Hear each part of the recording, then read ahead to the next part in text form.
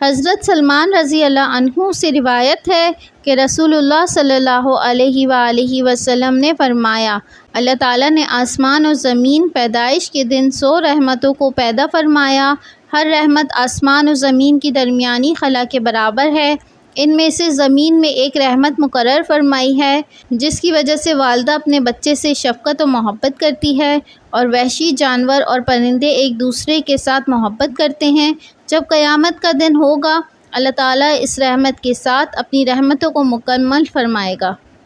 صحیح مسلم حدیث نمبر 2476۔ حضرت عمر بن خطاب رضی اللہ عنہ سے روایت ہے کہ رسول اللہ صلی اللہ علیہ وآلہ وسلم کی خدمت میں کچھ قیدی لائے گئے، اور قیدیوں میں سے ایک عورت کسی کو تلاش کر رہی تھی۔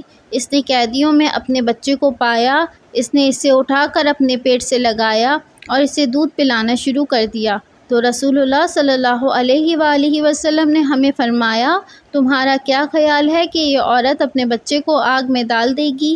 ہم نے عرض کیا، نہیں، اللہ کی قسم، جہاں تک اس کی قدرت ہوئی اسے نہ پھینکے گی۔ تو رسول اللہ صلی اللہ علیہ وآلہ وسلم نے فرمایا، اس عورت کے اپنے بچے پر رحم کرنے سے زیادہ اللہ اپنے بندوں پر رحم فرمانے والا ہے۔